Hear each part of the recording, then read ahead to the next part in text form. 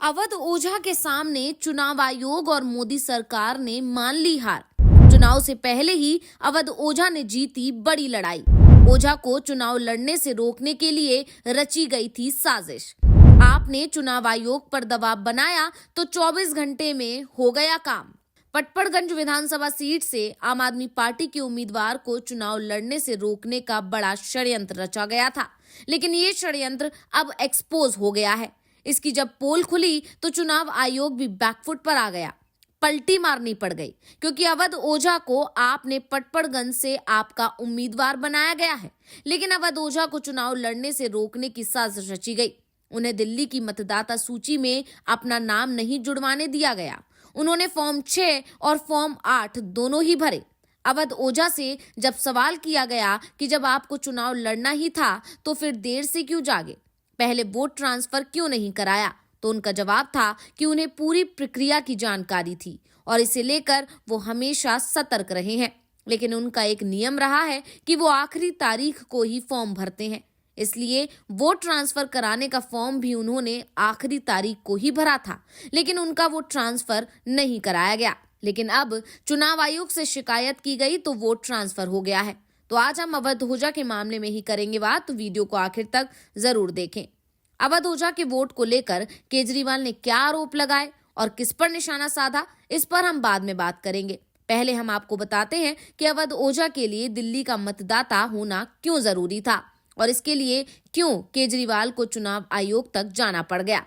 तो सबसे पहला सवाल, दिल्ली में विधानसभा चुनाव लड़ने के लिए आखिर शर्तें क्या क्या हैं, जिस पर खरा उतरना सभी प्रत्याशियों के लिए जरूरी होता है।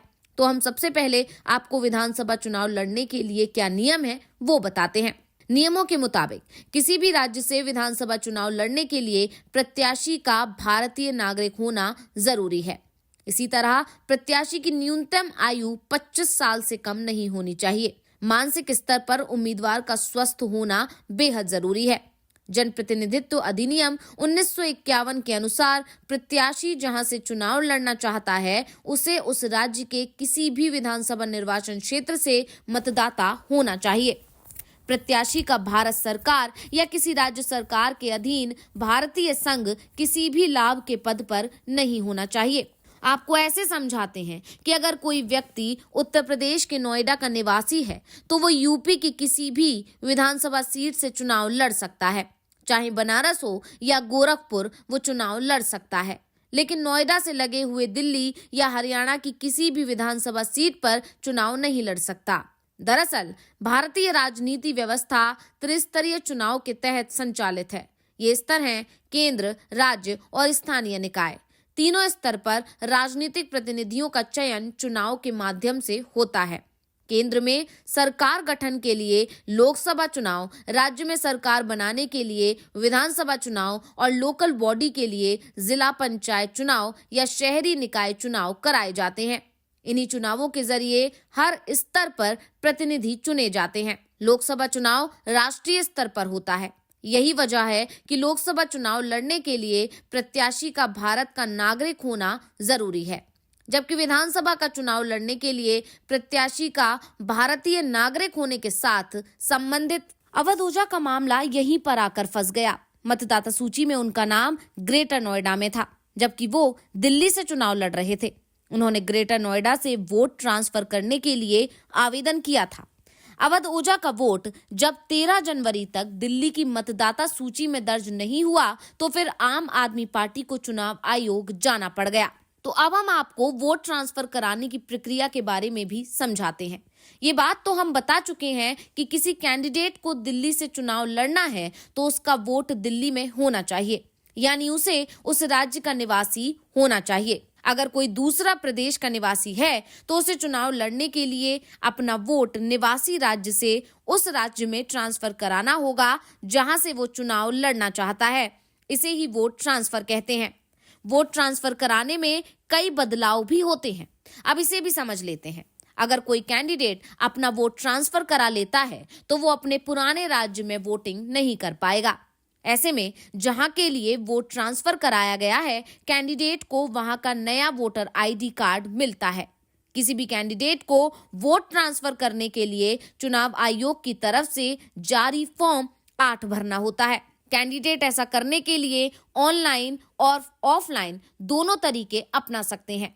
वोट ट्रांसफर की प्रक्रिया शुरू होने के बाद करीब 10 दिन का समय लगता है। इसको लेकर चुनाव आयोग की तरफ से मैसेज के जरिए जानकारी दी जाती है। ध्यान रखने वाली बात है कि अगर नामांकन से पहले किसी कैंडिडेट का वोट ट्रांसफर नहीं हो पाया है तो उसका नामांकन रोका जा सकता है। ऐसी स्थिति में वो चुनाव नहीं लड़ सकता। और अवध ओझा के केस में पेच फंसा तो केजरीवाल दल बदल के साथ चुनाव आयोग पहुंच गए। चुनाव आयोग में शिकायत दर्ज कराने से पहले केजरीवाल ने कहा था, अवध कुमार ओझा जी हमारे पटपड़गंज से कैंडिडेट हैं। उनका वोट ग्रेटर नोएडा में बना हुआ था। उन्होंने दिल्ली में वोट बनवाने के लिए 26 दिसंबर को फॉर्म 6 भर दिया, आवेदन दे दिया। उन्हें वहां से कोई जवाब नहीं आया। किसी ने उन्होंने कहा कि चूंकि आपका ग्रेटर नोएडा में वोट बना हुआ है तो आपको फॉर्म 6 नहीं फॉर्म 8 भरना पड़ेगा ट्रांसफर के लिए। तो उन्होंने 7 जनवरी को फॉर्म 8 भर दिया। कानून के मुताबिक 7 जनवरी लास्ट डेट थी फॉर्म 8 भरने की। इलेक्शन कमीशन के मैनुअल ये कहते हैं कि आखिरी डेट ऑफ नॉमिनेशन से 10 दिन पहले तक फॉर्म 6, फॉर्म 8, फॉर्म 7 भरे जा सकते हैं। 17 जनवरी लास्ट डेट है तो 10 दिन पहले मतलब 7 जनवरी लास्ट डेट थी। उन्होंने लास्ट डेट को फॉर्म 8 अपना भर दिया कि मेरा ग्रेटर नोएडा से दिल्ली वोट शिफ्ट करवा दिया जाए। दिल्ली के चुनाव आयोग सीईओ इलेक्टोरल ऑफिसर जो है दिल्ली की, उन्होंने एक ऑर्डर निकाला जिसमें उन्होंने लिखा कि 7 जनवरी लास्ट डेट है। मिस्टीरियसली एक दिन बाद दोबारा ऑर्डर निकाला और उसमें कह दिया 6 जनवरी लास्ट डेट है। वैसे अवध ओझा के लिए राहत की बात यह है कि अब उन्हें अपना वोटर आईडी कार्ड मिल गया है, जिसके बाद वो 15 जनवरी को पटपड़गंज विधानसभा सीट से नामांकन कर रहे हैं। केजरीवाल ने इस दौरान चुनाव आयोग का आभार तो जताया, लेकिन एक और मुद्दा उठ गया। उन्होंने कहा कि नई दिल्ली विधानसभा क्षेत्र में बीजेपी के उम्मीदवार की तरफ से मतदाताओं को प्रभावित करने के लिए साड़ी, जूते और दूसरे सामान बांटे जा रहे हैं। इसकी शिकायत डीएम से भी की गई है, लेकिन चुनाव आयोग का कहना है कि डीएम से शिकायत की जांच कराई गई और हमारे सबूतों के साथ सौंपी गई शिकायत को खारिज कर दिया गया है। केजरीवाल ने कहा कि दिल्ली का प्रशासन बीजेपी से मिला हुआ है। ऐसे में चुनाव आयोग को सख्त एक्शन लेने की जरूरत है। तो ये रिपोर्ट आपको कैसी लगी, हमें कमेंट करके अपनी राय जरूर दीजिएगा। इसी के साथ वीडियो को लाइक करें, वीडियो को शेयर करें और चैनल को सब्सक्राइब करना ना भूलें।